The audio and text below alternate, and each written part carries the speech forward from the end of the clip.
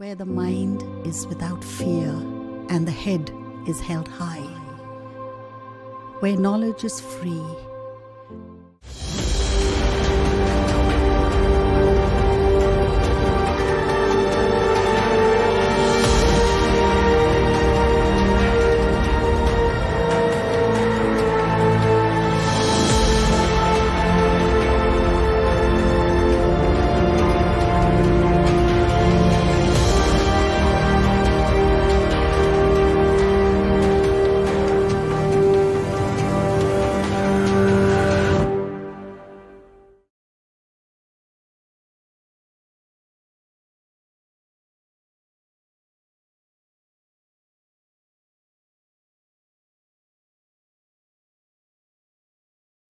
প্রিয় ছাত্রছাত্রীরা, আশা করি তোমরা ভালো আছো। এই টেলি ক্লাসে তোমাদের সকলকে স্বাগত জানাই। মালদা জেলা প্রশাসন এবং মালদা জেলা শিক্ষা দপ্তরের যৌথ উদ্যোগে এই ক্লাসের আয়োজন করা হয়েছে। তাদেরকেও অসংখ্য ধন্যবাদ। তাদের ঐকান্তিক প্রচেষ্টায় তোমরা এই ক্লাস করার একটা সুবিধা পাচ্ছ। আজকে যেটা পড়াবো তার আগে একটু আমার ইন্ট্রোডাকশানটা দিয়ে নিই। আমি পার্থ সাহা, সহশিক্ষক, মহানন্দা উচ্চ বিদ্যালয় উচ্চ মাধ্যমিক। দেখো, আমি নবম শ্রেণীর ভৌত বিজ্ঞান ও পরিবেশ বিষয়ের কার্যক্ষমতা শক্তি এই অধ্যায়ের শক্তি অংশটা আজকে পড়াবো। এর আগে কার্যক্ষমতা সম্পর্কে বিশদে আলোচনা করেছি, তোমরা দেখে থাকলে বুঝতে পারবে। আজকে শক্তি সম্বন্ধে আমরা আলোচনা করব। তো শক্তি এই শব্দটা আমরা অনেক ছোটবেলা থেকে ব্যবহার করে আসছি। হয়তো তার পাঠ্যপুস্তকগত অর্থ না জেনে বা না বুঝেও অনেক সময় ব্যবহার করে আসছি, চলতি কথায় বিভিন্ন ক্ষেত্রে ব্যবহার করি। আমরা শক্তি সম্বন্ধে প্রথম আমাদের সম্যক ধারণা হয় ক্লাস 6-এর পাঠ্যপুস্তকে। ক্লাস 6-এর পাঠ্যপুস্তকে শক্তি সম্বন্ধে কিছুটা আলোচনা করা আছে। ক্লাস 9-এর এই চ্যাপ্টারে আমরা শক্তি সম্বন্ধে আরও বিশদে পড়াশোনা করব, আলোচনা করব, এবং যাতে আমাদের এই বিষয়ে ধারণা স্পষ্ট হয় সেটা সম্বন্ধে ওয়াকিবহাল থাকব। তো আমি প্রথমেই কিছু উদাহরণ দিচ্ছি। ধরো, একটা পেরেক একটা কাঠের ব্লকের উপরে আমি রাখলাম, রেখে হাতড়ু দিয়ে এরকমভাবে স্পর্শ করালাম। পেরেকটার কোনো পরিবর্তন হলো না, কিছুই হলো না। কিন্তু আমি যদি হাতুড়িটাকে উপর থেকে এনে হঠাৎ করে পেরেকের উপরে ফেলি, তাহলে দেখা গেল পেরেকটা কাঠের ব্লকের মধ্যে কিছুটা প্রবেশ করে গেল। তারপরে ধরো, ক্রিকেট খেলায় যে উইকেটগুলো আছে, ক্রিকেট বল নিয়ে উইকেটে স্পর্শ করানো হলো, উইকেটের কিছু হলো না। কিন্তু একটা বোলার যখন বল করছে, ব্যাটসম্যান বলটাকে মিস করে গেল, তখন বলটা যে উইকেটে লাগলো, উইকেটটা ছিটকে অনেক দূর চলে গেল। তারপরে ধরো যে আমরা ছোট সময়ে যে সমস্ত খেলনাপাতি নিয়ে খেলেছি, যে বাচ্চাদের খেলনা গাড়ি, সেখানে দেখা যেত গাড়িটা স্থির আছে, তাকে যদি আমি চাবি দিতাম, চাবি দেওয়ার একটা ব্যাপার থাকতো, চাবি দিলে সে কিন্তু চলতে শুরু করলো। কিন্তু অনন্তকাল ধরে চলবে না, কিছুক্ষণ চলার পরে আবার থেমে যাবে, আবার চাবি দিতে হবে, আবার চলবে। এখনকার ঘড়ি তো সব ইলেকট্রনিক ঘড়ি, ব্যাটারিতে চলে। কিন্তু আগেকার দিনে যে ঘড়ি থাকতো, কারো কারো বাড়িতে হয়তো এখনও থাকতে পারে, যে দম দিতে হতো, মানে চাবি দিতে হতো, সেখানেও একটা স্প্রিংয়ে ওই চাবিটাকে ঘুরিয়ে ঘুরিয়ে ঘুরিয়ে দিনে একবার দিতে হতো। তারপরে ঘড়িটা গোটা দিন 24 ঘন্টা চলতো, আবার পরের দিন ওই টাইমে মোটামুটি ওই টাইমে চাবি দিতে হতো। তাহলে এই ঘটনাগুলোতে দেখো যে আমরা একটা কোনো কাজ করছি, তার ফলে ওই বস্তুটার মধ্যে কাজ করার একটা সামর্থ্য তৈরি হচ্ছে। আগে আমাদেরকে বস্তুটার মধ্যে কিছুটা কাজ কোনো রকমে করতে হচ্ছে, যান্ত্রিক উপায়ে করতে হচ্ছে। মানে আমি যে বিষয়গুলো বললাম সেগুলোতে যান্ত্রিক উপায়, যান্ত্রিক মানে আমরা কাজ করছি ওর উপরে। ধরে নাও যে প্রথমে যে বললাম হাতুড়িটাকে উঠালাম, উঠিয়ে পেরেকের উপরে মারলাম, তাহলে একটা কাজ করছি। তখন এই যে হাতুড়িটাকে উঠালাম, তখন হাতুড়িটা একটা কাজ করার সামর্থ্য লাভ করলো। ক্রিকেট বল ছুঁড়ে মারা হলো, তখন বলটা কাজ করার সামর্থ্য লাভ করলো।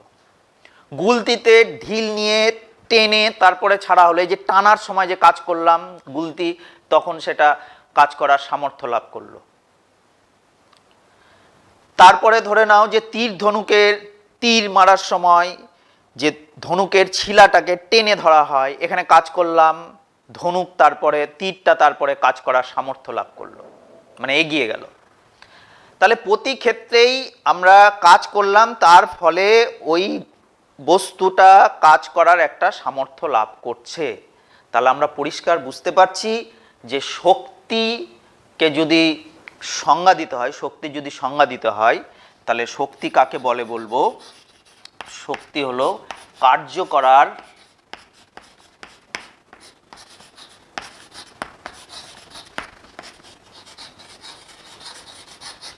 সামর্থ্যকে শক্তি বলে। তাহলে কার্য করার সামর্থ্যকে শক্তি বলে। আমরা কাজ করার সামর্থ্য যদি কোনো কিছুর মধ্যে পাই, যে দেখি এটার মধ্যে কাজ করার সামর্থ্য আছে, তাহলে শক্তি। তো শক্তিটা অর্জন করতে হয় কি করে? কাজের মাধ্যমে। তো আমরা নিজেদের ক্ষেত্রে আরো একটু উদাহরণ দিই। ধরো আমি বা যে কেউ নিচতলা থেকে সিঁড়ি দিয়ে হেঁটে উপরতলায় এলো, তার মধ্যে কিন্তু শক্তি জমা হয়ে গেল। আবার কোনো ওই যে স্প্রিংগুলোর আকারের পরিবর্তন হলো, ওর মধ্যে কিন্তু শক্তি জমা হয়ে গেল। তাহলে এইভাবে বিভিন্ন রকম কাজের মাধ্যমে তার মধ্যে কাজ করার সামর্থ্য তৈরি হচ্ছে, আর সেটাই হলো শক্তি। শক্তি যেহেতু কাজের ফলেই শক্তি পাচ্ছি, তাহলে শক্তি আর কার্যের গাণিতিক রূপ কিন্তু আলাদা নয়। শক্তি আর কার্যের, সেই জন্য শক্তি আর কার্যকে একই রাশি হিসাবে ধরা হয়, কিন্তু তাদের রূপটা আলাদা, তাদের প্রকাশভঙ্গি আলাদা। আমরা কিছু কাজ করলে, কোনো বলের বিরুদ্ধে যখন কাজ করা হয়, তখন শক্তি সেখানে জমা হয়। তাহলে শক্তি যেহেতু কার্য একটা স্কেলার রাশি, আগের দিন আমি বলেছি, সেই হিসাবে শক্তি একটি স্কেলার রাশি।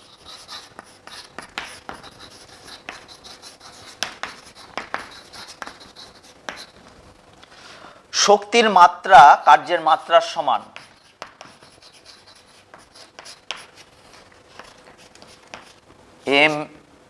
mL2T⁻²। কার্যের যা মাত্রা আর শক্তির মাত্রা একই। শক্তির একক তাহলে কি হবে? আমি কার্যের একক পড়ানোর সময় বলেছিলাম যে কার্যের এককটা আমরা যদি খুব ভালো করে পড়ে রাখি, তাহলে সেটা যেরকম কার্যের এককগুলো কার্যের জন্য লাগবে, ক্ষমতার ক্ষেত্রেও এর আগের ক্লাসে আমি বলেছি যে ক্ষমতাকে কার্যের একককে সেকেন্ড দিয়ে ভাগ করলেই ক্ষমতা পাওয়া যাবে। সেরকম শক্তির যে একক আর কার্যের একক একই। সেই জন্য আমি আর আলাদাভাবে শক্তির একক অত ডিটেলসে বলছি না, বলে দিচ্ছি যে শক্তির সিজিএস পদ্ধতিতে একক আর্গ, আর এসআই পদ্ধতিতে একক জুল। এছাড়াও ব্যবহারিক একক আছে। সিজিএস পদ্ধতিতে শক্তির একক আর্গ, এসআই পদ্ধতিতে শক্তির একক জুল। এছাড়াও শক্তির ব্যবহারিক একক কিলো জুল আছে, মেগা জুল আছে। সেগুলো কার্যের ক্ষেত্রেও যখন যেরকম প্রযোজ্য ছিল, এই ক্ষেত্রেও প্রযোজ্য আছে।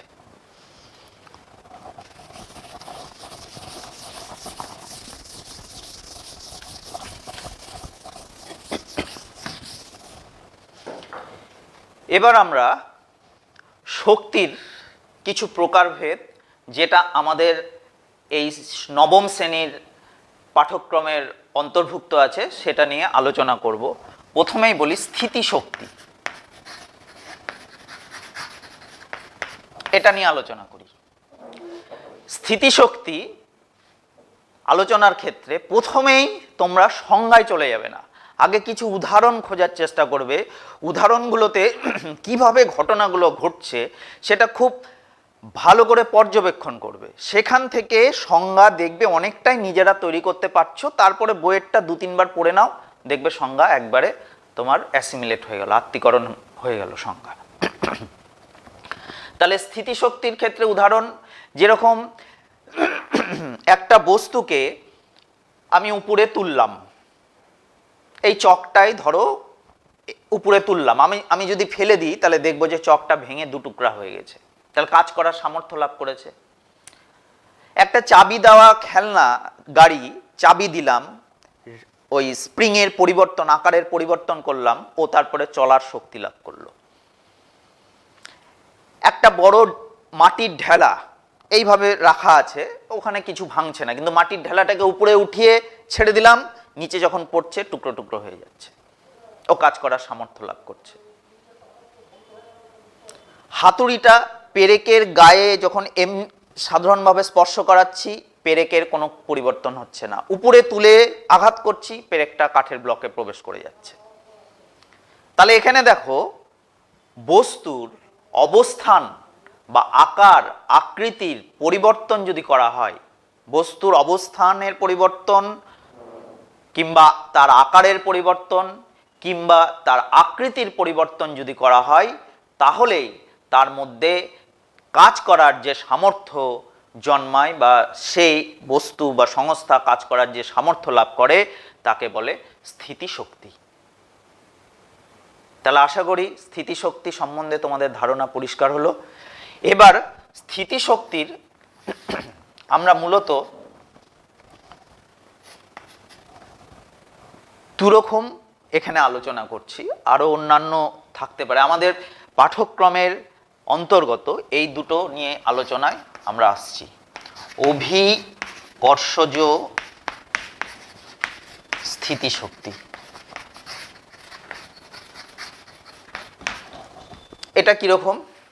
অভিকর্ষজ বলের বিরুদ্ধে কাজ করার ফলে কোনো বস্তুতে যে শক্তি জন্মায়, মানে কাজ করার যে সামর্থ্য লাভ করে বস্তুটা, সেটা হলো অভিকর্ষজ স্থিতিশক্তি।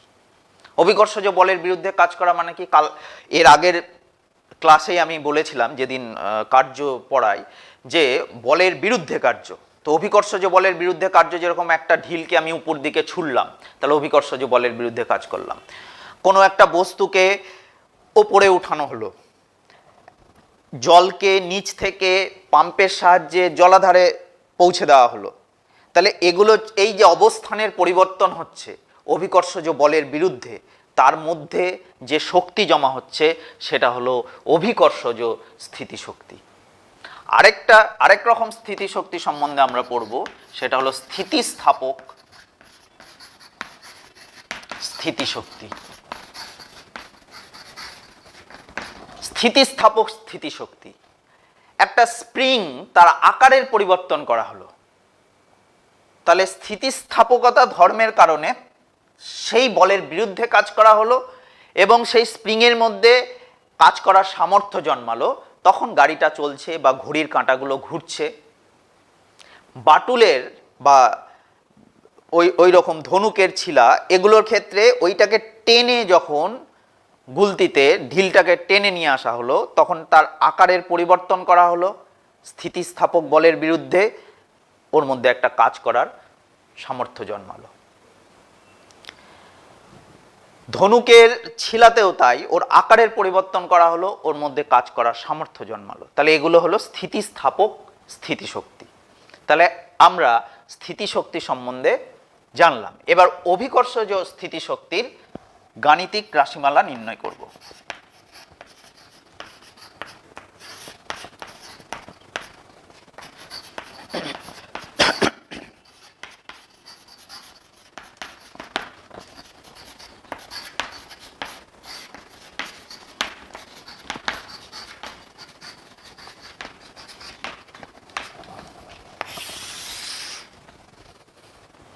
দেখো এবার এম ভরের, ধরি এম ভরের একটি বস্তুকে অভিকর্ষজ বলের বিরুদ্ধে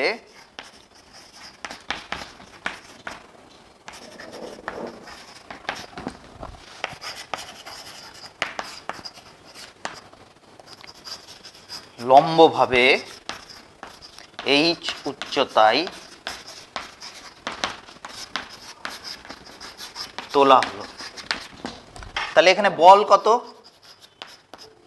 এম ইন্টু জি অভিকর্ষজ ত্বরণ, জি হলো অভিকর্ষজ ত্বরণ, অভিকর্ষজ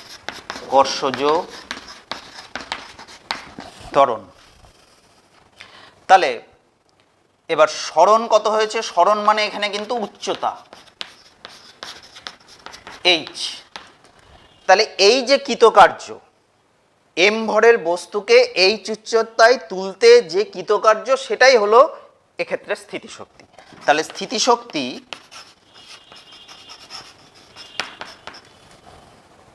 বল ইন্টু সরণ, কার্য মানে কি? বল ইন্টু সরণ। কি জন্য কাজটা করা হচ্ছে? অভিকর্ষজ বলের বিরুদ্ধে এম ভরের একটা বস্তুকে এইচ উচ্চতায় তোলা হচ্ছে। তাহলে এম জি বল ইন্টু এইচ।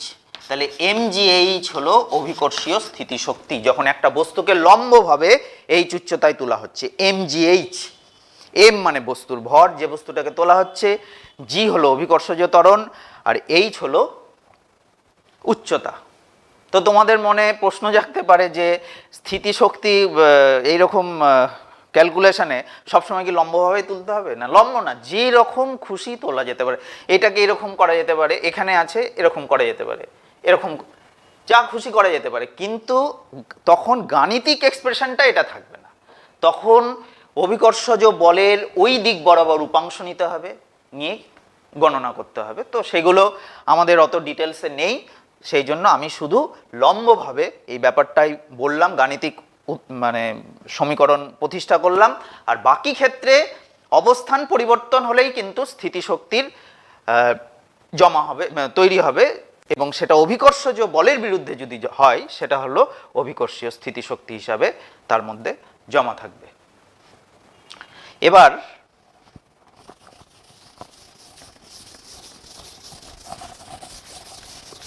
তোমাদের মনে প্রশ্ন জাগতে পারে, স্থিতিশক্তি ধনাত্মক না ঋণাত্মক না কি? দেখো, স্থিতিশক্তি একটা রেফারেন্স ফ্রেমের জন্য নির্ভর করে। রেফারেন্স ফ্রেম এখানে খুব গুরুত্বপূর্ণ, মানে নির্দেশ তল, নির্দেশ তন্ত্র। ধরো এই উচ্চতাটাকে আমি ধরলাম এইচ ইকুয়ালস টু 0, মানে এটা বেস লেভেল, ভূমি। এবার একটা বস্তুকে কেউ ধরা যাক এখানে এইচ উচ্চতায় তুলল, যেখানে এইচ এর মান এইচ, বস্তুটাকে এইখানে তোলা হলো এম ভরের বস্তুকে। তখন তার স্থিতিশক্তি, আমি এখন স্থিতিশক্তি লিখলে ইপি লিখছি, পোটেনশিয়াল এনার্জি সংক্ষেপে, ইপি এমজিএইচ। এটা কিন্তু ধনাত্মক হয়ে গেল, কারণ এর থেকে উপরের দিকে তোলা হলো, মানে ধনাত্মক। এখন যদি বলা হয় যে এইটা হলো নির্দেশতন্ত্র, এখানে দাঁড়িয়ে কেউ বলছে যে এইখানে একটা বস্তু আছে ঠিক এইচ উচ্চতার নিচে, যাকে মাইনাস চিহ্ন দিয়ে বোঝেন, মাইনাস এইচ নিচে, মানে এইচ একক নিচে আছে বস্তুটা, তাহলে তার স্থিতিশক্তি কি হবে? তখন EP equals to minus MGH. তাহলে দেখো এখানে, তাহলে স্থিতিশক্তি কিন্তু ধনাত্মকও হতে পারে, ঋণাত্মকও হতে পারে, 0 হতে পারে কখন? যে রেফারেন্স লেভেলে বা যে নির্দেশ তলে আমরা সাপেক্ষে মাপছি, যদি সেই নির্দেশ তলে বস্তুটা থেকে থাকে, তাহলে তার, যদি বস্তুটা এখানে থেকে থাকে, তার স্থিতিশক্তি ইপি ইকুয়ালস টু 0। এবার বস্তুটাকে আমি এইচ উচ্চতায় তুললাম, এইচ উচ্চতায় এর সাপেক্ষে ধনাত্মক, সেই জন্য ধনাত্মক হয়ে গেল স্থিতিশক্তি। আমি এইচ গভীরতায় বস্তুটাকে নামালাম, তখন এইচ গভীরতা এর সাপেক্ষে ঋণাত্মক, তখন হয়ে গেল ঋণাত্মক স্থিতিশক্তি। তাহলে স্থিতিশক্তি ধনাত্মক ঋণাত্মক উভয়ই হতে পারে।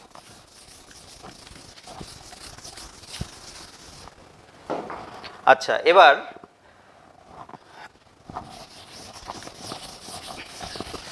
গতিশক্তিতে চলে আসি।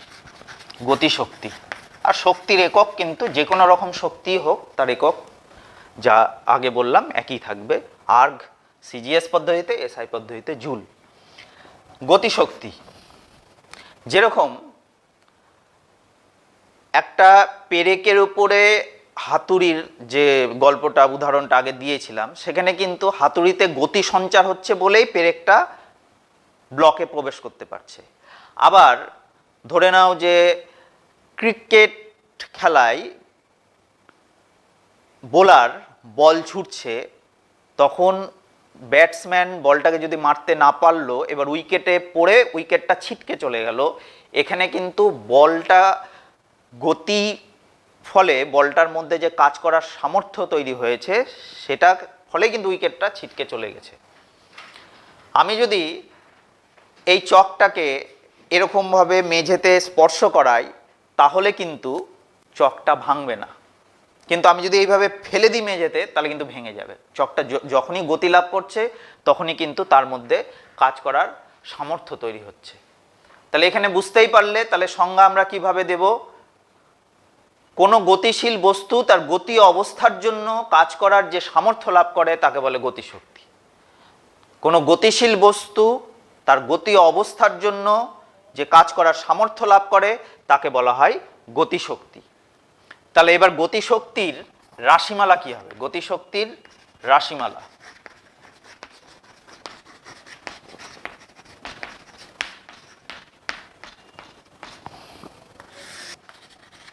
ধরি এম ভরের একটি বস্তু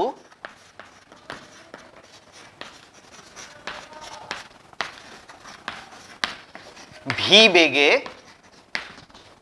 গতিশীল। মনে রাখবে, একটা কোনো বস্তুর গতিশক্তির পরিমাপ করতে গেলে বস্তুটাকে থামাতে গিয়ে যে ওর গতির বিরুদ্ধে যে কার্য করতে হয় সেইটাই হলো গতিশক্তি। একটা বস্তু গতিশীল আছে, তার গতিশক্তির পরিমাপ করব কি করে? বস্তুটাকে থামানোর জন্য বস্তুর গতির বিরুদ্ধে যে বলটা কাজ করে সেই বলের দ্বারা যে কৃতকার্য, সেই কৃতকার্যটাই হবে বস্তুর গতিশক্তি। সেটাই আমরা এখানে গাণিতিকভাবে দেখব। এম ভরের একটি বস্তু ভি বেগে গতিশীল, বস্তুর গতির বিরুদ্ধে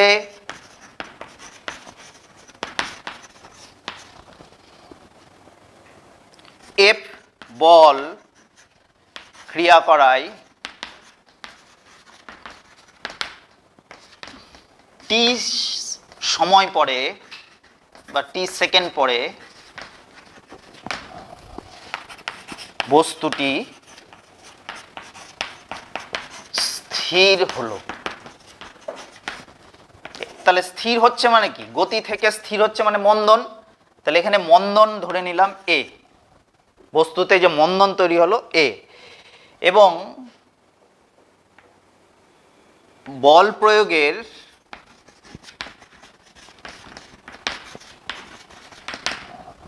পরে এস দূরত্ব অতিক্রম করে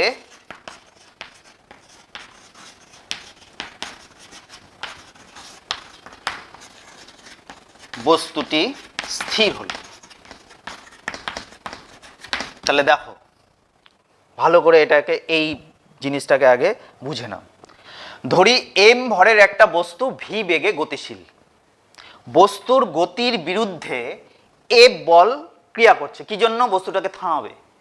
এখন তোমরা জানো একটা গাড়ি চলছে, এখনই ব্রেক করলে এখনই তো থামবে না, একটু গিয়ে থামবে। এখন নির্ভর করছে গাড়ির গতির উপরে, কতটা গতিবেগে চলছে। যদি বেশি গতি থাকে তাহলে ব্রেক করার পরে বেশি দূর যাবে।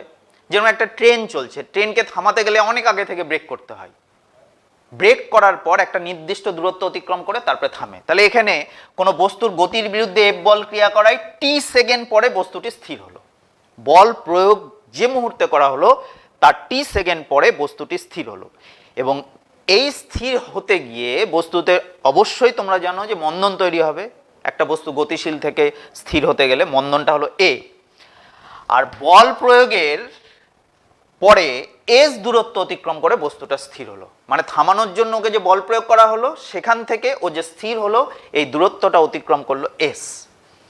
এবার তোমরা গতীয় সমীকরণ যখন পড়েছো তখন এরকম একটা সমীকরণ পড়েছো যে অন্তিম বেগের বর্গ মানে V square equals to U square. তো এখানে আমাদের প্রাথমিক বেগটাই ভি আর অন্তিম বেগটাই শূন্য, তাহলে শূন্য square equals to v square minus two a s. আশা করি এই সমীকরণটা তোমাদের কাছে নতুন নয়।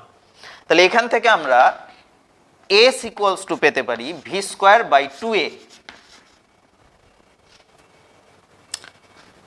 আর ক্রিয়াশীল বল হলো এফ। এবার এফ মানে কি? এফ বল মানে আমরা জানি, বল অধ্যায়ে পড়েছি যে বস্তুর ভর গুণিত ত্বরণ, বা এখানে মন্দন হয়ে যাবে। তাহলে F equals to M A. বল মানে কিন্তু এটা বিরুদ্ধ বল, ওই জন্য আর নেগেটিভ চিহ্ন ব্যবহার করলাম না। কথাটা যদি বিরুদ্ধ লিখে দিই তার মধ্যে একটা নেগেটিভ ব্যাপার চলে আসবে। তাহলে বিরুদ্ধ বল এফ এম এ। তাহলে এবার আমরা যদি গতিশক্তি লিখি, গতিশক্তি, আমি আগেই বললাম গতিশক্তিটা কি তোমাদের মনে হতে পারে শক্তি বলছি আর কার্য যেভাবে বের করেছি সেভাবে বের করছি, ব্যাপারটা কি? আবারও বলছি, আগেও বললাম আবারও বলছি যে বল প্রয়োগ করা হচ্ছে গতির বিরুদ্ধে। কোনো বস্তুর গতিশক্তি পরিমাপ করতে গেলে সেই বস্তুর গতির বিরুদ্ধে বল প্রয়োগ করে তাকে থামানোর জন্য যে কাজ করা হচ্ছে সেইটাই গতিশক্তির পরিমাপ। তাহলে আমাদেরকে আলটিমেটলি কাজ বের করতে হচ্ছে, কিন্তু কাজ বের করার টেকনিকটা এখানে একটু অন্যরকম, যে বস্তুর গতির বিরুদ্ধে এখানে কাজ করতে হচ্ছে, সেইটাই গতিশক্তি হিসাবে জমা হবে। তাহলে এবার এফ এর মান বসানো যাক এম এ, আর এস এর মান ভি স্কোয়ার বাই টু এ। এ কেটে গেল, তাহলে হাফ এম ভি স্কোয়ার। এটা আমাদের খুবই পরিচিত সমীকরণ। গতিশক্তিকে সংক্ষেপে আমরা E K for kinetic energy, গতিশক্তির জন্য ই কে। তাহলে E K equals to half m V square, এটা হলো গতিশক্তির রাশিমালা। তাহলে কিভাবে পেলে? আশা করি বুঝতে পেরেছো। তাহলে আমাদের গাণিতিক সমস্যা সমাধানে গতিশক্তি বের করতে গেলে আমরা তখন কিন্তু হাফ গুণিত বস্তুর ভর আর বেগের বর্গ করলেই আমরা গতিশক্তির পরিমাপ করতে পারবো। এই হলো গতিশক্তি।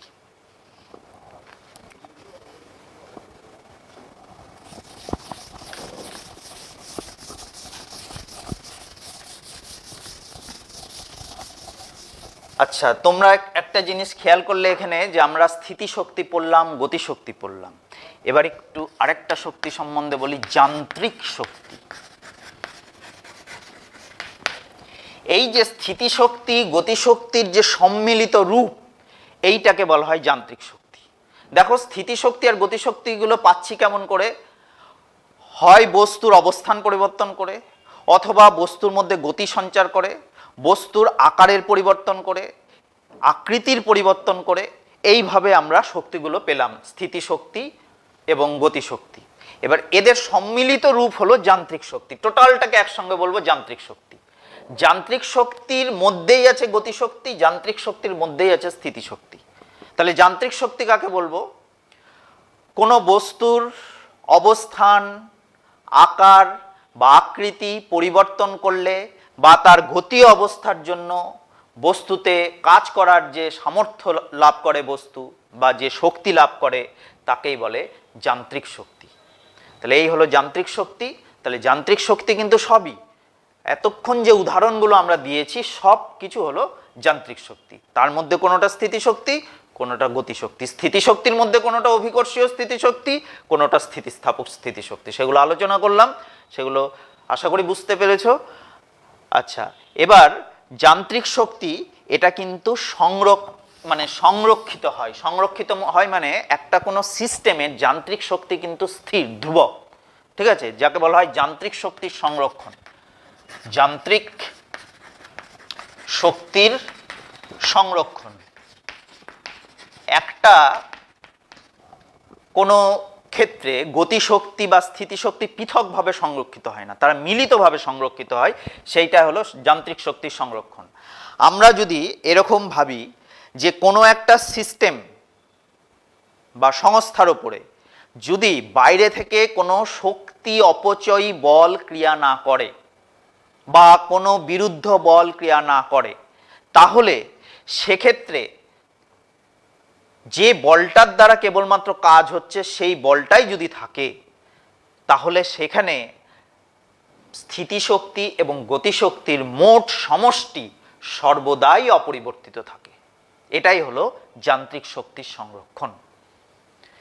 আমরা যেরকম একটা কোনো বস্তুকে উপর থেকে ছেড়ে দিলাম, এই যে এখান থেকে ছেড়ে দিলাম মাটি স্পর্শ করার পূর্ব মুহূর্ত পর্যন্ত, মাটি স্পর্শ করলে কিন্তু অন্য ঘটনা ঘটে যাবে, তখন আর যান্ত্রিক শক্তি থাকবে না, তখন অন্যান্য শক্তিতে রূপান্তরিত হয়ে যাবে। তোমরা জানো যে এমনি ওভারঅল ভাবে যে শক্তির ক্ষয় নেই, শক্তি এক শক্তি থেকে অন্য শক্তিতে রূপান্তর। তোমরা ক্লাস 6-এ এগুলো হয়তো পড়েছো যে তড়িৎ শক্তি একটা শক্তি থেকে অন্য শক্তি যে পাওয়া যায়, যে তড়িৎ শক্তি থেকে আলোক শক্তি, আলোক শক্তি থেকে তড়িৎ শক্তি, শব্দ শক্তি থেকে যান্ত্রিক শক্তি, যান্ত্রিক শক্তি থেকে শব্দ শক্তি, এগুলো বিভিন্ন আছে। যাই হোক, ওই প্রসঙ্গে আমি যাচ্ছি না। কিন্তু এখানে যেটা বলছি যে একটা বস্তুকে উপর থেকে ছেড়ে দেওয়া হলো, বস্তু ভূমি স্পর্শ করার পূর্ব মুহূর্ত অবধি টোটালটা যেটা থাকবে যান্ত্রিক শক্তি, এটা থাকবে ধ্রুবক। সেটা কিভাবে থাকছে সেটাই আমরা দেখব। যান্ত্রিক শক্তি সংরক্ষণ, m ভরের একটি বস্তুকে অবাধে, এই যে অবাধে বলা, অবাধে ওয়ার্ডটার মধ্যেই কিন্তু বোঝানো হয়ে গেল যে এখানে অভিকর্ষজ বল ছাড়া অন্য কোনো বল আর কাজ করছে না। মানে বায়ুর বাধা ইত্যাদি যে শক্তি অপচয়ী বল, সেগুলোকে এখানে ইগনোর করা হলো, উপেক্ষা করা হলো, মানে সেগুলো এখানে নেই। তাহলে m ভরের একটি বস্তুকে অবাধে এই উচ্চতা থেকে লম্বভাবে নিচে ছেড়ে দেওয়া হলো।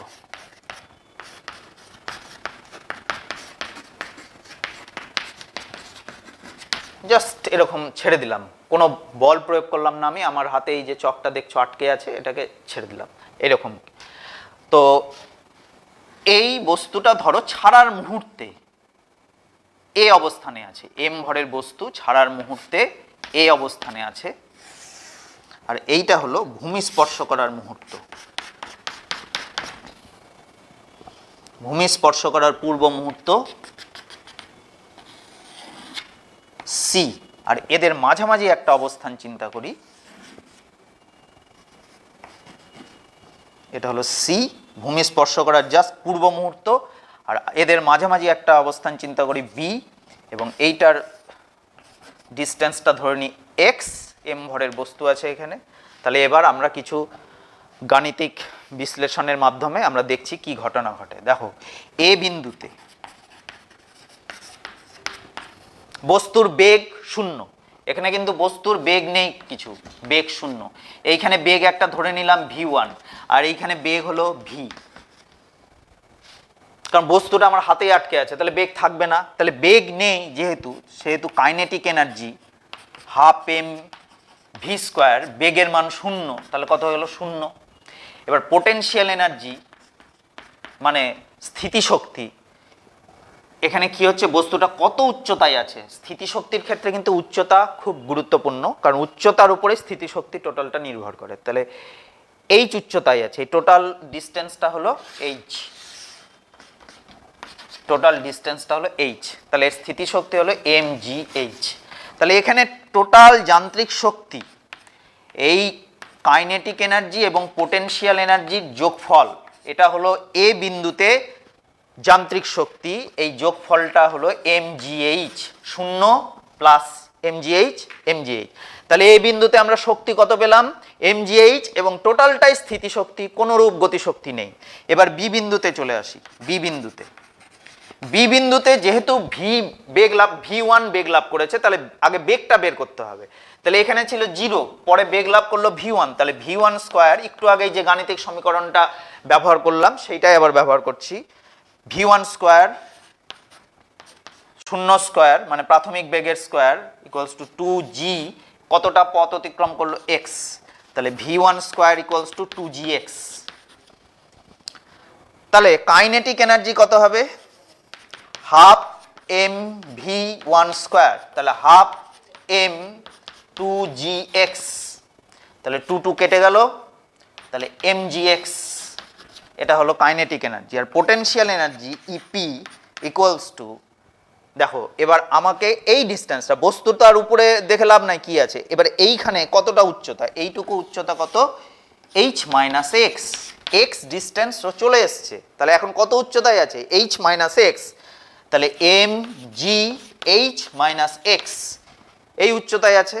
তাহলে এবার আমাদের মোট শক্তি যদি বের করতে হয়, আমাদের যদি মোট শক্তি বের করতে হয় তাহলে এইটা আর এইটা কি করতে হবে, যোগ করতে হবে।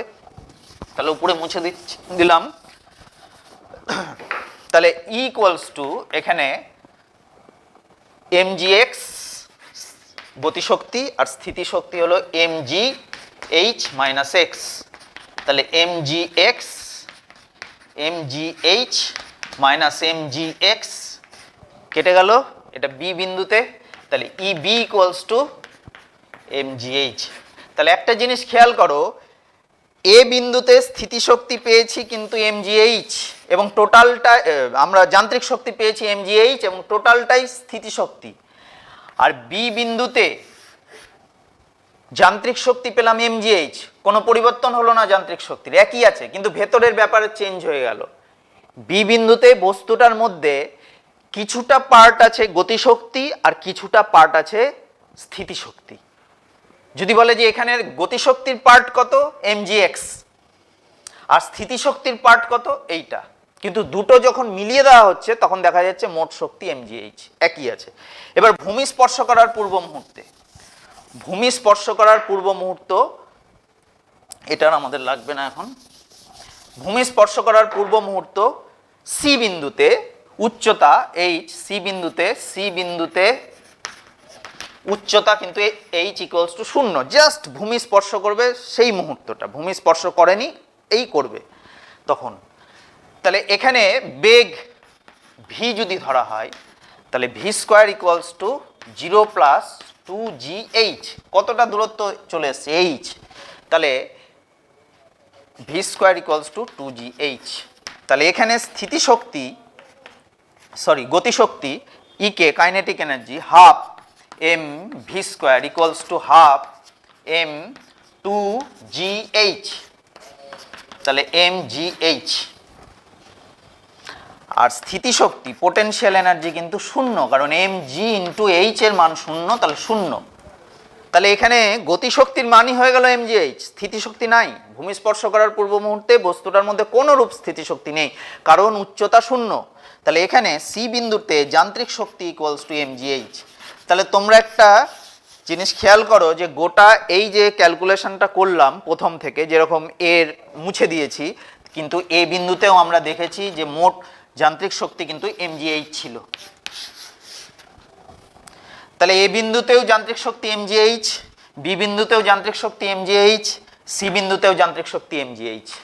তাহলে আমরা এই যে অবাধে পতনশীল বস্তুর ক্ষেত্রে দেখলাম যে কোনো বিন্দুতে যান্ত্রিক শক্তি কিন্তু mgh থাকছে, কিন্তু এই mgh এর প্রকারভেদটা আলাদা, কোন সময়ে কি থাকছে সেইটা আমাদের পর্যবেক্ষণের ব্যাপার আছে। যেরকম এই বিন্দুতে বস্তুটা ছাড়ার মুহূর্তে সমস্তটাই যান্ত্রিক শক্তি, সমস্ত যান্ত্রিক শক্তিটাই স্থিতিশক্তি। মাঝামাঝি যে কোনো বিন্দুতে যত নিচের দিকে নামতে থাকবে আস্তে আস্তে কি হবে, স্থিতিশক্তি কমবে, গতিশক্তি বাড়বে। ভূমি স্পর্শ করার পূর্ব মুহূর্তে সমগ্রটাই গতিশক্তি। এবার যদি উল্টো দিকে ভাবো, একটা চক বা কোনো ঢিলকে উপর দিকে ছুড়ে দেওয়া হলো, তাহলে তুমি যখন উপর দিকে ছুড়ে দিলে তখন আস্তে আস্তে ওর গতিশক্তি কমবে, স্থিতিশক্তি বাড়বে। একবারে শীর্ষবিন্দু যেখানে ওর বেগ 0 হয়ে যাচ্ছে, শীর্ষবিন্দুতে সর্বোচ্চ উচ্চতায় বেগ 0, তখন সমগ্রটাই ওর স্থিতিশক্তি। আবার যখন নামতে থাকবে স্থিতিশক্তি কমতে থাকবে, গতিশক্তি বাড়তে থাকবে। আশা করি এইটা সম্বন্ধে তোমাদের ধারণা পরিষ্কার হয়ে গেল। আচ্ছা,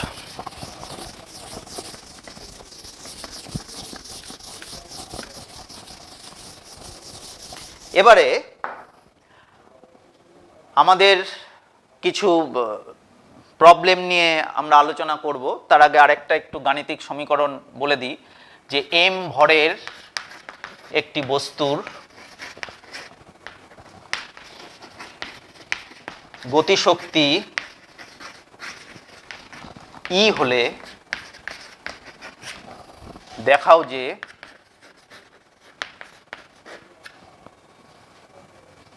তার ভরবেগ পি ইকুয়ালস টু √2mE।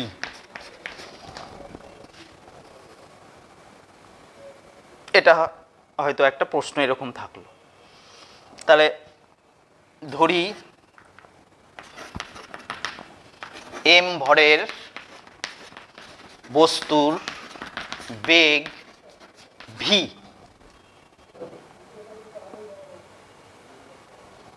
গতিশক্তি ইকুয়ালস টু, গতিশক্তি ধরলাম কেন এখানে, কারণ গতিশক্তি দেওয়াই আছে প্রশ্নে ই, 12 mv²। এবার ভরবেগ পি মানে আমরা জানি ভর ইন্টু বেগ, তাহলে এবার ইকুয়ালস টু mv²/2। এবার উপরে আমি একটা m এক্সট্রা নিলাম, মানে গুণ করেছি, তাহলে নিচে ভাগ করতে হবে, নিচে আরেকটা m নিতে হবে, তাহলে ভাগ হয়ে গেল, কেটে গিয়ে দেখো আগের ইকুয়েশন একই থাকছে। তাহলে এটা হয়ে গেল p², মানে mv তার স্কোয়ার, আর নিচে 2m, or p² equals to 2me। তাহলে p ইকুয়ালস টু √2me। তাহলে আমাদের যেটা যে জায়গায় আসতে হবে সেই জায়গায় আমরা চলে এলাম। ঠিক আছে, খুবই সহজ ব্যাপার। 2 নম্বরের প্রশ্ন হিসাবে এই ডিডাকশন আসতেই পারে। আমরা এবার কিছু গাণিতিক প্রবলেম করব। আচ্ছা, দেখো এখানে m উচ্চতায়, দেখো এবার আমরা কিছু গাণিতিক সমস্যা সমাধান করব, নিউমেরিক্যাল প্রবলেম। 5 মিটার উচ্চতায় অবস্থিত 1 কেজি ভরের একটি বস্তুতে স্থিতিশক্তির পরিমাণ কত? তাহলে বস্তুর ভর 1 কেজি, অভিকর্ষজ ত্বরণ সিজিএস না এসআই, এসআই অঙ্ক হচ্ছে, তাহলে এসআই পদ্ধতির অভিকর্ষজ ত্বরণ 9.8 মিটার পার সেকেন্ড স্কোয়ার। আর যদি কিছু অভিকর্ষজ ত্বরণ দিয়ে দেয় তাহলে সেটা ব্যবহার করতে হবে। আর উচ্চতা 5 মিটার। তাহলে অতএব স্থিতিশক্তি, আমরা স্থিতিশক্তির রাশিমালা জানি mgh, m হলো 1 কেজি, g 9.8 ইন্টু 5, একক হলো জুল। 5, ঠিক আছে, এই জুল 49 জুল। তাহলে স্থিতিশক্তির পরিমাণ হলো 49 জুল। এই হলো স্থিতিশক্তির পরিমাপ। দেখো আরেকটা সমস্যা, আরেকটা প্রবলেম। একটি 200 কেজি ভরের বস্তুকে কত উচ্চতায় তুললে বস্তুটির স্থিতিশক্তির মান 9800 জুল হবে? তাহলে ধরি বস্তুটিকে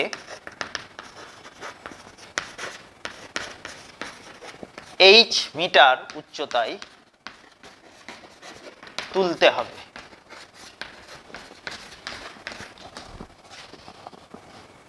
বস্তুর ভর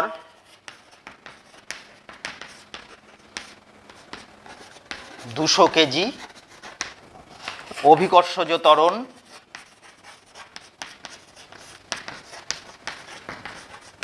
জি কিছু বলে দেয়নি, তার মানে 9.8 মিটার পার সেকেন্ড স্কোয়ার নিতে হবে। আর উচ্চতা h ইকুয়ালস টু h, এটা বের করতে হবে, তাই তো? আচ্ছা, এবার প্রশ্নানুসারে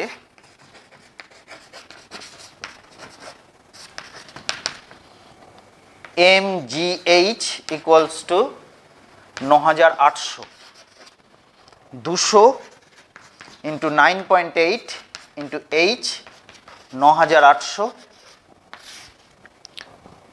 or h equals to 9800 by 200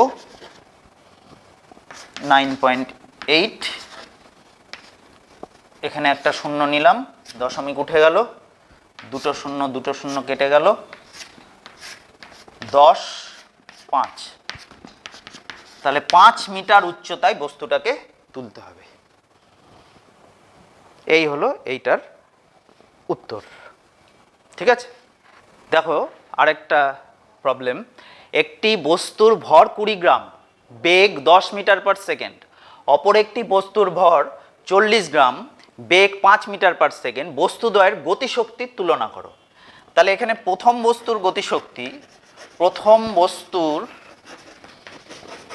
গতিশক্তি E1 equals to half M. এখানে একটা জিনিস খেয়াল করো, এটা সিজিএসএ আছে, এটা এসআই আছে, কিন্তু এখানে এককগুলোকে চেঞ্জ না করলেও হবে যেহেতু অনুপাত, কারণ এটাও আবার সিজিএসএ আছে। তো আমি সাধারণ নিয়মেই করছি, তোমরা চেঞ্জ না করলেও এখানে অঙ্কটায় কোনো অসুবিধা হবে না, কিন্তু একটা যদি বের করতে বলতো তাহলে কিন্তু একই পদ্ধতিতে নিয়ে আসতে হতো। সেইটা বোঝার জন্য আমি ওই রকমভাবেই অঙ্কটা করছি। গ্রাম আছে, কেজি করতে গেলে 1000 দিয়ে ভাগ, ইন্টু বেগের স্কোয়ার, এত জুল। দ্বিতীয় বস্তুর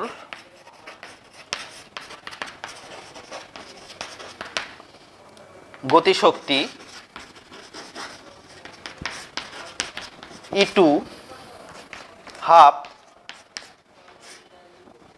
40/1000 ইন্টু 5 তার স্কোয়ার জুল। এবার এই দুটো তুলনা করতে বলেছে, গতিশক্তি দ্বয়ের তুলনা। তাহলে হাফ 20/100, বর্গটাকে আমি ভেঙে লিখছি তাহলে সুবিধা হবে ক্যালকুলেশনের।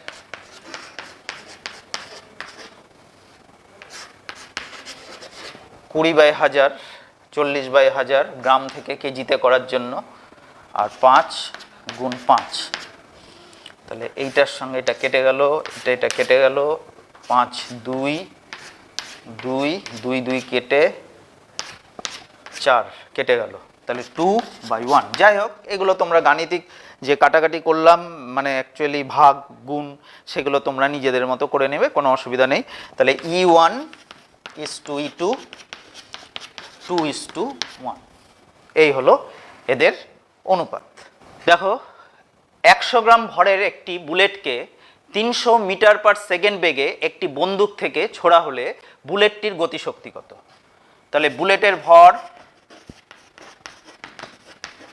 ব্র্যাকেটে m ইকুয়ালস টু 100 গ্রাম, ঠিক আছে, কিন্তু বেগ আছে আবার এসআই। তাহলে এটাকে কি এটা নিশ্চয়ই বুঝতে পারছো যে গ্রাম সিজিএস আর বেগ আছে এসআই, তাহলে এটাকে আমি এসআই করে নিচ্ছি।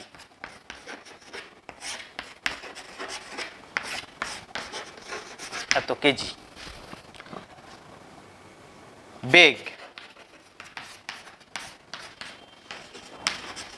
300 মিটার পার সেকেন্ড, তাহলে বুলেটের গতিশক্তি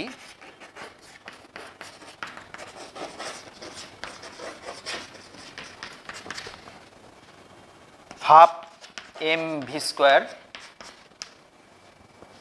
হাফ mv স্কোয়ার 300 গুণ 300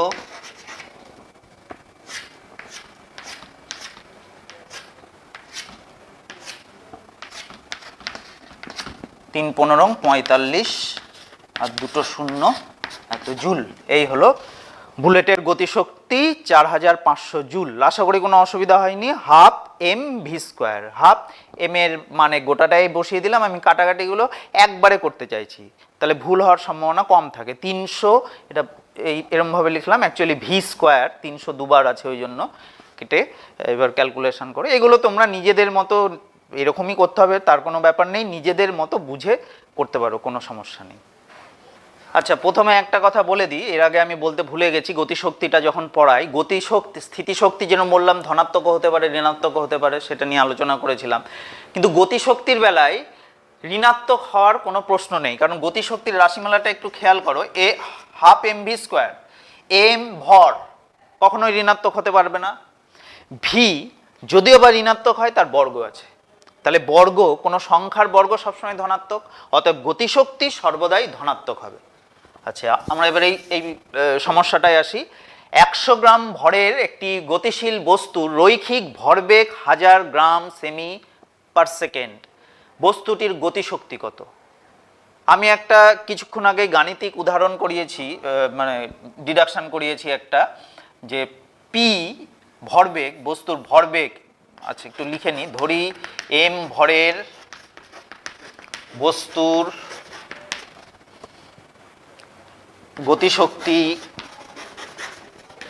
ই এবং ভরবেগ পি, তাহলে আমরা জানি P equals to √2m_e।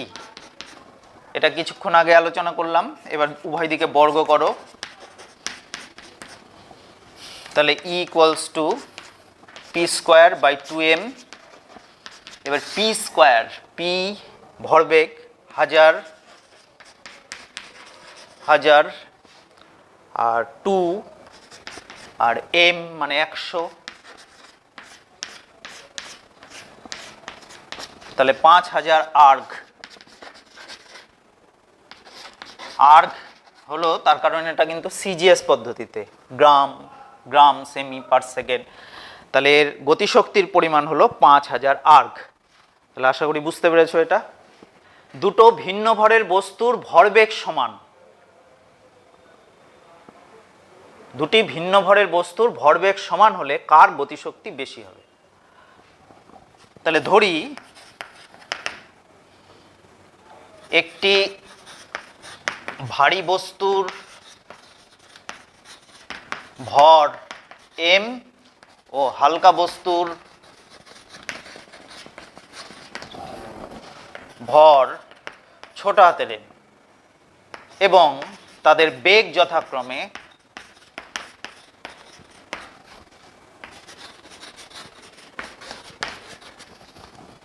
Capital V ও স্মল ভি। ভারী বস্তুর ক্যাপিটাল ভি আর হালকা বস্তুর স্মল ভি। এবার ভরবেগ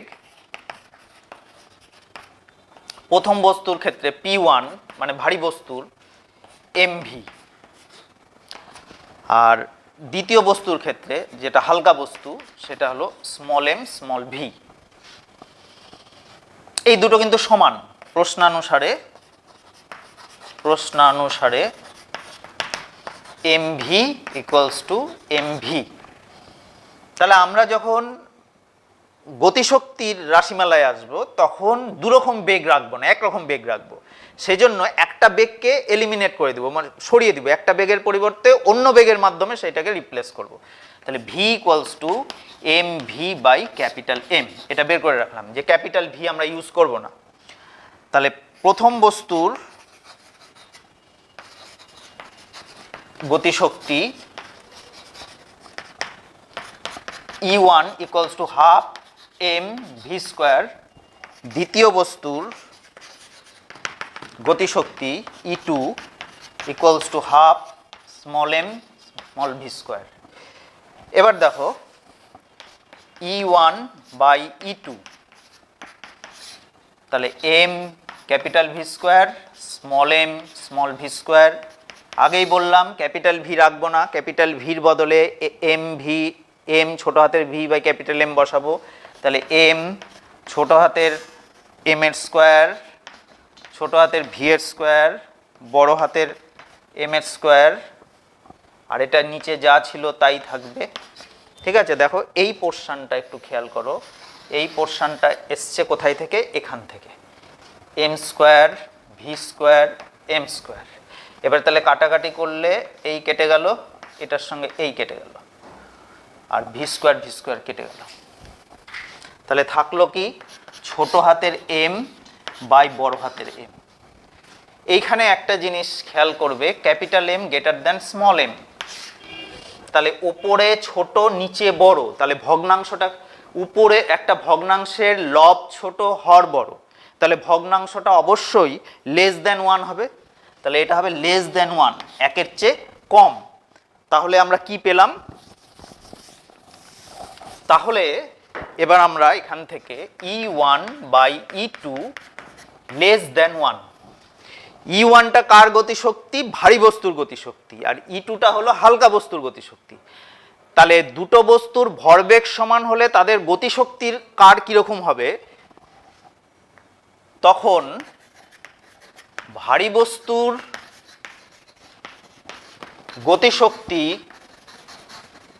গতিশক্তির মান হালকা বস্তুর তুলনায় কম হবে, হালকা বস্তুর তুলনায় কম হবে। দেখো বুঝতে পারলে কিনা, একটু এই জায়গাটা পরিষ্কার করে দিই তাহলে বুঝতে পারবে। তাহলে আমরা কি সিদ্ধান্তে উপনীত হলাম যে দুটো বস্তুর ভরবেগ যদি সমান হয় তাহলে তাদের গতিশক্তি কিরকম হবে, যার যে বস্তুর ভর বেশি মানে ভারী বস্তু, সেই ভারী বস্তুর গতিশক্তির মান হালকা বস্তুর গতিশক্তির তুলনায় কম হবে, মানে হালকা বস্তুর গতিশক্তি বেশি হবে, ভারী বস্তুর গতিশক্তি কম হবে। ঠিক আছে, এবার দেখো তোমরা হয়তো মনে মনেই ভাবছিলে যে উল্টো সিচুয়েশনটা হলে কি হয়। এই উল্টো সিচুয়েশন এবার বলে দিয়েছে দুটো ভিন্ন ভরের বস্তুর গতিশক্তি সমান, তাহলে ভরবেগের তুলনা আর কি, কার ভরবেগ বেশি কার কম সেটা আমরা দেখব। তো আবার আমরা লিখি যে ধরি ভারী বস্তুর ভর ক্যাপিটাল এম ও হালকা বস্তুর ভর স্মল এম এবং তাদের বেগ যথাক্রমে ক্যাপিটাল ভি ও স্মল ভি। তাহলে ধরি ভারী বস্তুর ভর ক্যাপিটাল এম ও হালকা বস্তুর ভর স্মল এম এবং তাদের বেগ যথাক্রমে ক্যাপিটাল ভি ও স্মল ভি। স্বাভাবিকভাবে capital M greater than small M হবে, যেহেতু ক্যাপিটাল এম ভারী বস্তু ধরেছি। তাহলে ভারী বস্তুর গতিশক্তি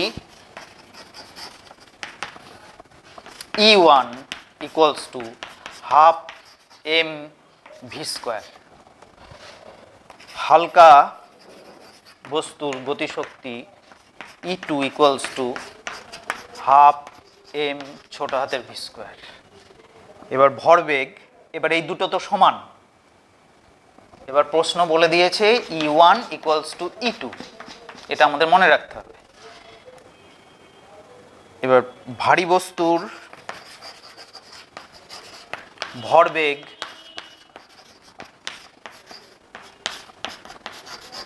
mv,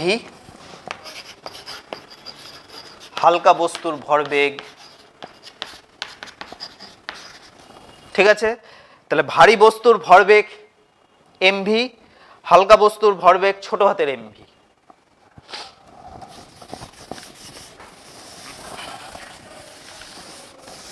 এবার E1 equals to E2, যেহেতু E1 equals to E2, অতএব E1 by E2 কি দাঁড়ায় দেখি, half capital M V square half small M small V square, half half কেটে গেল। এবার এই গোটাটাকে স্কোয়ার করব, মানে একসঙ্গে হোল স্কোয়ার করব, সেজন্য একটা এম এখানে এক্সট্রা নিতে হবে। তাহলে ক্যাপিটাল এম ক্যাপিটাল ভি তার স্কোয়ার, এম কিন্তু দুটো মানে স্কোয়ার ছিল না, সেটাকে স্কোয়ার বানালাম, তার মানে একটা এম এক্সট্রা নিয়েছি, নিচে এম দিয়ে ভাগ। আবার এইখানে স্মল এম একা আছে, তাহলে এটাকে যদি স্কোয়ার করতে হয়, হোল স্কোয়ার করতে হয়, তাহলে এখানে স্মল এম একটা বেশি নেওয়া হলো, তাহলে স্মল এম এইখানে চলে এলো। এটা করে কি সুবিধা পেলাম, ক্যাপিটাল এম ভির বদলে P1 লিখতে পারলাম, প্রথম বস্তুর ভরবেগ তার স্কোয়ার, মানে ভারী বস্তুর। আর হালকা বস্তুর ভরবেগ P2 তার স্কোয়ার ক্যাপিটাল এম।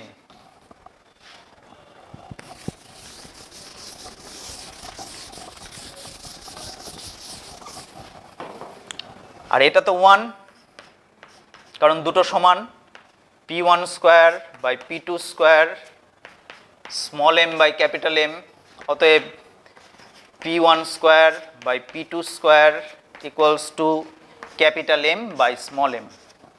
উল্টে গেল, এটাকে ওই দিকে নিয়ে গেলাম, তাহলে ক্যাপিটাল এম উপরে চলে আসবে, স্মল এম নিচে চলে আসবে। অতএব P1 বাই P2 এটা বর্গমূল হয়ে যাবে, এদিকে বর্গ আছে, তাহলে এটা যেহেতু capital M greater than small M, তাহলে এটা গ্রেটার দেন 1 হলো। তাহলে আমরা P1 বাই P2 রেশিওটা কি পেলাম, গ্রেটার দেন 1। P1টা কার জন্য? ভারী বস্তুর জন্য। P2 হালকা বস্তুর জন্য। তাহলে এক্ষেত্রে আগেরবার যেরকম ভারী বস্তুর গতিশক্তি হয়েছিল কম, হালকা বস্তুর গতিশক্তি বেশি। এবার ভরবেগ দুটো বস্তুর গতিশক্তি দুটো বস্তুর সমান, তাহলে ভরবেগ কার বেশি কার কম হবে? ভারী বস্তুর ভরবেগ বেশি হবে। এক্ষেত্রে কি হবে? ভারী বস্তুর ভরবেগ হালকা বস্তুর তুলনায়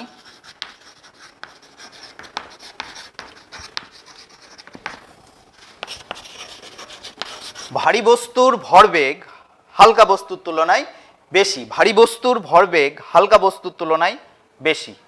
আশা করি বুঝতে পেরেছো, এখানে কোনো সমস্যা নেই। এই হলো আমাদের কার্য ক্ষমতা শক্তি এই সম্পূর্ণ যে চ্যাপ্টার সেইটা আলোচনা শেষ হলো। এই আলোচনাটা শোনার সঙ্গে সঙ্গে তোমরা টেক্সট বই থেকে ভালো করে এই বিষয়গুলোকে বুঝে পড়বে, যাতে পড়াটা তোমাদের মধ্যে অ্যাসিমিলেট হয়, আত্মীকরণ পর্যায়ে পৌঁছায়। টেক্সট বুক ভালো করে পড়া হয়ে গেলে তারপরে যে গাণিতিক উদাহরণগুলো আছে সেগুলো উদাহরণগুলো কি করা আছে না দেখে নিজে যেরকম বুঝেছো সেইভাবে সেই প্রবলেমগুলোকে সলভ করার চেষ্টা করবে। তারপরে না মিললে সেটা দেখো কি করছে। ইতিমধ্যেই তোমাদের মধ্যে একটা কনসেপ্ট তৈরি হয়ে যাবে। তারপরে তোমরা যে বই ফলো করো না কেন, বা কারো কারো কাছে একাধিক বই থাকতে পারে, কারো কারো কাছে কোশ্চেন ব্যাংক থাকতে পারে, যাই হোক সেই অনুযায়ী তোমরা প্রশ্ন উত্তরে চলে যাবে। সেই প্রশ্ন উত্তরগুলো সমাধান করবে। প্রশ্ন উত্তর সমাধান করতে গিয়ে দেখবে তোমাদের বিভিন্ন রকমের খুঁটিনাটি যে সমস্ত কনসেপশনের গ্যাপ থেকে যাচ্ছে সেই গ্যাপটা পূরণ হয়ে যাবে এবং একটা সুন্দরভাবে প্রস্তুতি হয়ে যাবে এই চ্যাপ্টার সম্বন্ধে। এইভাবে তোমরা পড়াশোনা করো এখন বাড়িতে থেকে, এবং সুস্থ থাকো, সবাই ভালো থাকো, আর স্বাস্থ্যবিধি মেনে চলো, এবং সবাই ভালো থেকো। ধন্যবাদ।